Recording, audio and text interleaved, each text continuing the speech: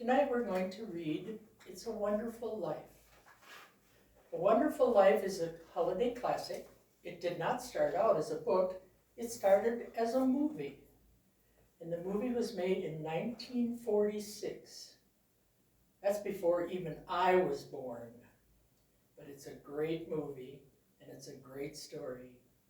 It's about a man by the name of George Bailey, who lived in a little town called Bedford Falls.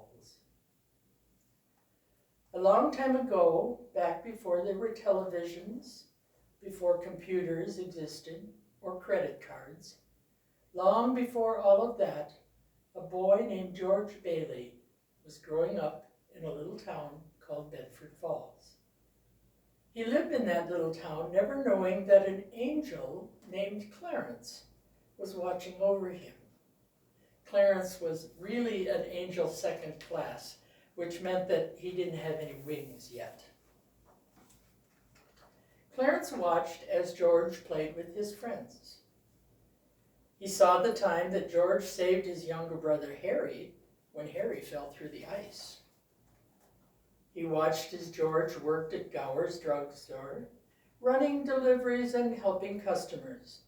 One day, George stopped Mr. Gower from accidentally giving the wrong medicine to a sick child. Mary Hatch often visited the store just to spend time with George. Clarence watched it all. When George got older, he worked for his father at the Bailey Brothers Building and Loan Office. George's father and his Uncle Billy helped people save their money so they could buy important things like new homes. George didn't want to buy a new home in the little town of Bedford Falls. He dreamed of exploring the world and visiting exciting places he'd only read about in magazines. Years later, on the night before George planned to leave Bedford Falls to travel the world, he went to a party at his old high school. There he danced with Mary Hatch. The dance was in the school gym, which had been built over an old swimming pool. A jealous boy tried to ruin George and Mary's dancing by opening the floor, and everyone fell into the swimming pool. But that didn't stop the dancing. George walked Mary home that night, wearing dry clothes that he'd found for them in the locker room. They made wishes by throwing rocks at an old abandoned Granville house, trying to break the windows. George told Mary about his dreams to see the world. Mary didn't tell George what she wished for, but he made a guess. "You want the moon, Mary? Just say the word, and I'll throw a lasso around it and pull it down." On that same night, George's father passed away. No one trusted George's forgetful Uncle Billy to run the family business. George had to stay in Bedford Falls, or else the company would close, and people would lose their money and their houses. That was exactly what Mr. Potter wanted. He was the wealthiest man in town, and he dreamed of owning all of Bedford Falls.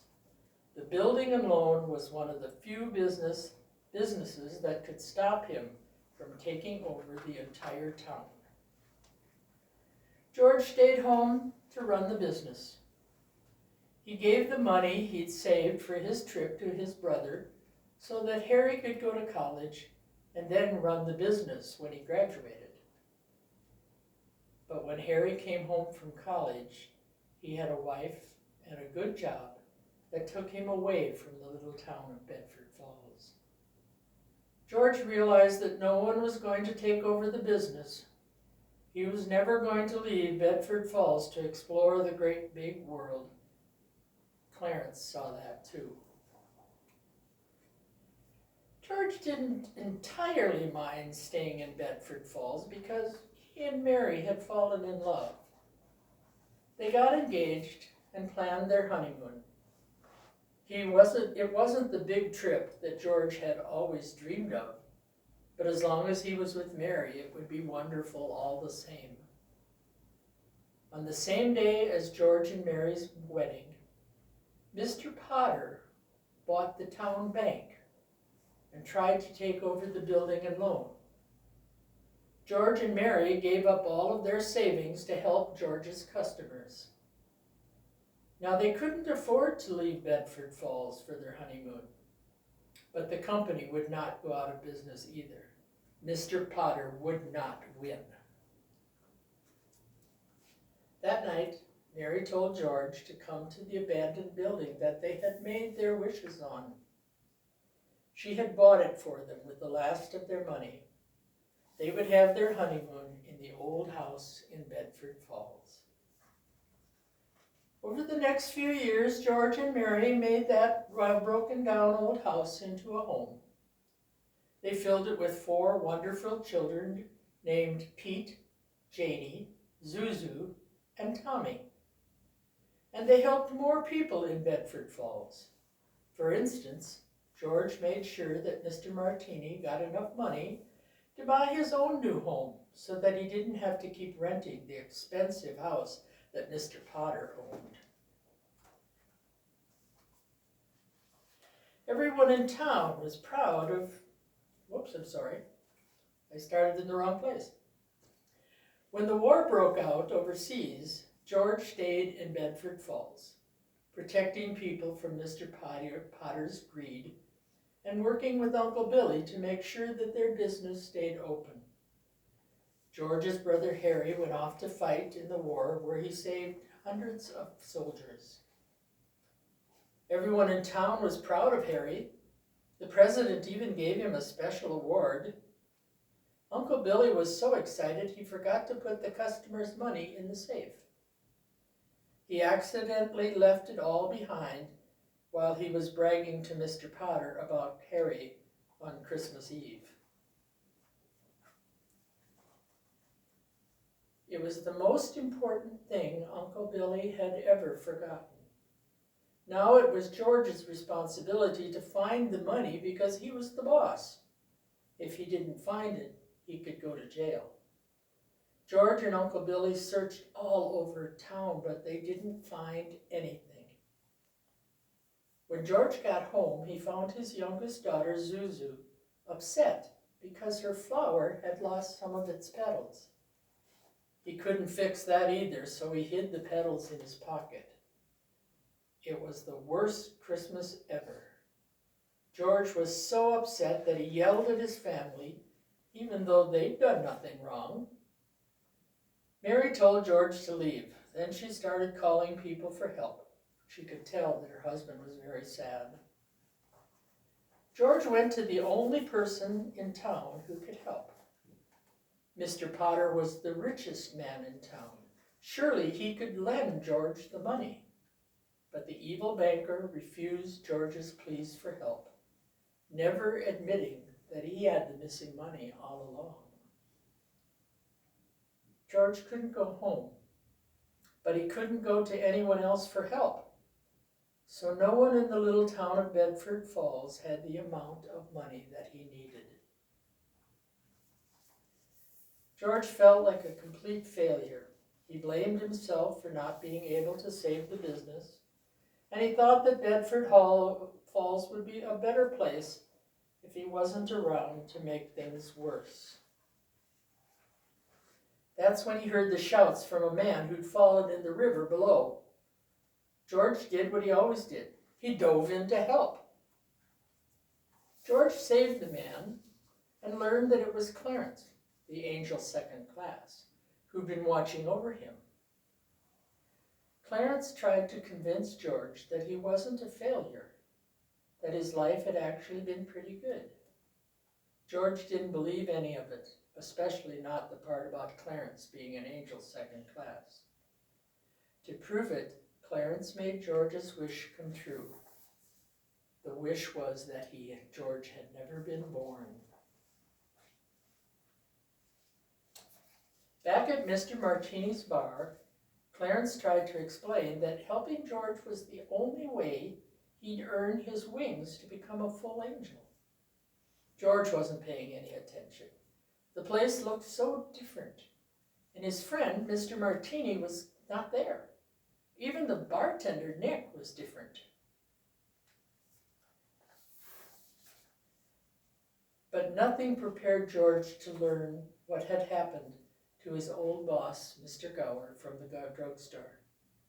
Mr. Gower had spent years in prison because George hadn't been around to stop him from giving the wrong medicine to the sick child. So many things were different. Was it possible that Clarence was telling the truth? Maybe George had never been born. But George still wasn't ready to believe it. Not even when he discovered that his daughter's flower petals were gone. George hurried home, surprised to find that the quiet little town of Bedford Falls had somehow become a big, noisy city called Pottersville. The building and loan had gone out of business years ago because George wasn't around to run it. With no one to stop him, Mr. Potter had taken over the entire town and made it a terrible place to live. The changes didn't end there. Because George had never been born, no one had been around to save his brother Harry when he fell through the ice. Clarence explained that without Harry Bailey in the war, no one had saved all those soldiers either. George and Mary's home was still an old abandoned house, as if his family had never lived there. And his own mother didn't recognize him. George was horrified to discover that the love of his life, Mary Hatch, didn't know him. If she didn't know him, then their children had never been born either. That's why Zuzu's petals weren't in his pocket. George was heartbroken to see that all these bad things had happened just because he'd never been there. George went back to the bridge where it all started, hoping he could make everything right. He was alone again, but he called out to Clarence. "Help me, Clarence. Please, please, I want to live again." A moment after he asked for help, George's friend found him and recognized him once again. George was thrilled, but not nearly as happy as when he realized that his daughter's flower petals were back in his pocket.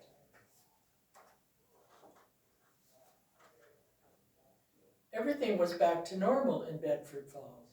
Everyone on the street recognized George again. The Bailey brothers' building and loan was still in business. Only grumpy old Mr. Potter was upset by George's happiness. George ran all the way home. He knew the police were waiting there for him, but he didn't care. His family would be there too, and that's all that mattered. He never expected what else would be waiting at home for him.